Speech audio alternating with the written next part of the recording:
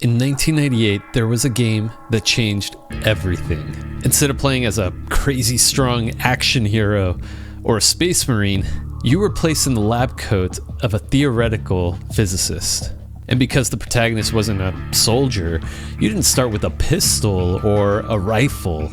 Your first weapon is a tool forged in steel. It's not a super weapon, it doesn't even have a secondary fire, and it doesn't even have a special ability. But it became the symbol of a revolution. We'll talk about the clink that was heard throughout the world, the technical simplicity of the hit scan, and why this tool is the ultimate example of environmental interaction. Today, we're looking at the crowbar for Half-Life.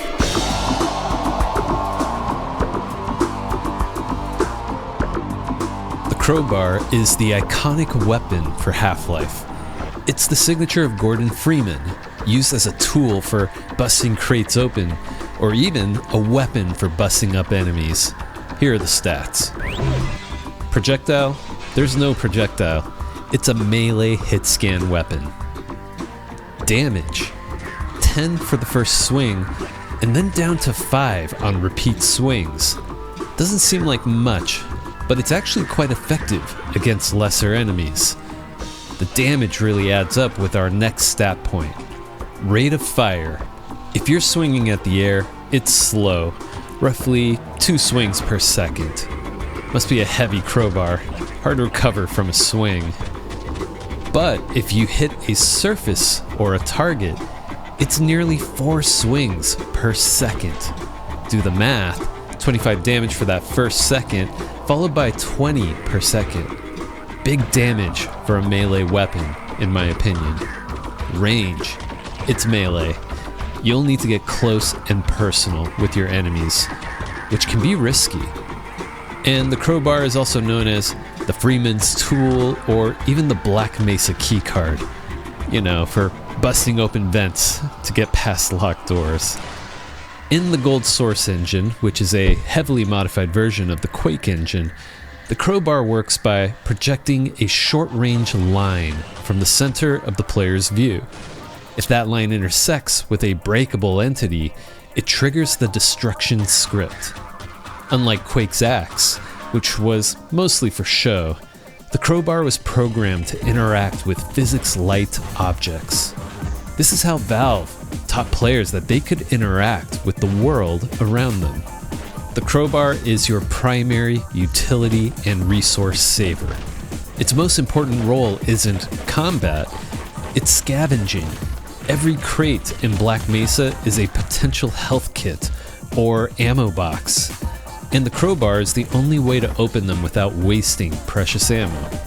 In combat, it serves as the headcrab deterrent, allowing you to clear out headcrabs and other low-level threats without spending a single bullet. The balance is found in the risk of proximity. While 10 damage per swing is decent, it requires you to be within close range of enemies like zombies or bull squids. In Half-Life, where health and healing can be limited at times, every swing of the crowbar is a gamble. You trade safety for sustainability. If you miss your timing on a leaping headcrab, like I do all of the time, you're gonna pay for it. By the way, if you're enjoying the content that I'm making, consider supporting the channel by liking, subbing, doing all of the YouTube stuff. It is greatly appreciated. Let's keep going. The design of the crowbar is brilliant in its simplicity. It's just a standard wrecking bar with red paint. It looks like something you'd actually find in a maintenance closet at a research facility. But back in 1998, it was the first time seeing a melee weapon more as a tool versus, say, an axe or even bare knuckles. And honestly, those pointy ends would totally hurt if you were on the receiving end of a crowbar swing. Listen to this.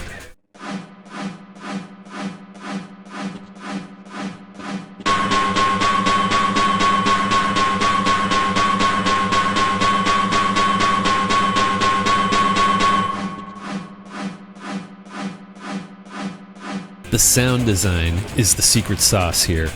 That sharp metallic tink when you hit a wall is one of the most recognizable sound effects in gaming history.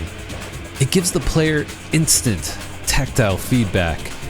You don't just see the swing, you feel the hit. Also, seeing a crate bust open in a shower of shattered wood, or even the thudding smacks when hitting an enemy show impact marks on your target. You see the impact of your swings. The visual feedback is gratifying. What makes the crowbar great is that it isn't just a weapon, it's a progression tool. In Doom, a blue keycard opens a blue door. In Half-Life, the crowbar opens the world. It's how you bypass locks, how you clear debris, and how you navigate the claustrophobic ventilation shafts of Black Mesa. It turned the melee weapon from a gimmick into a necessity for survival. Also, it's the identity of Half-Life. Think about Master Chief and his helmet, or Doom Guy and his super shotgun. For Gordon Freeman, it's the crowbar. It represents the everyman hero, the scientist who has to use whatever is at hand to survive. It was his only choice at times when facing off against an alien invasion. The Half-Life Crowbar is proof that you don't need a BFG or a railgun to be iconic. Sometimes all you need is a solid piece of steel and a lot of crates to smash.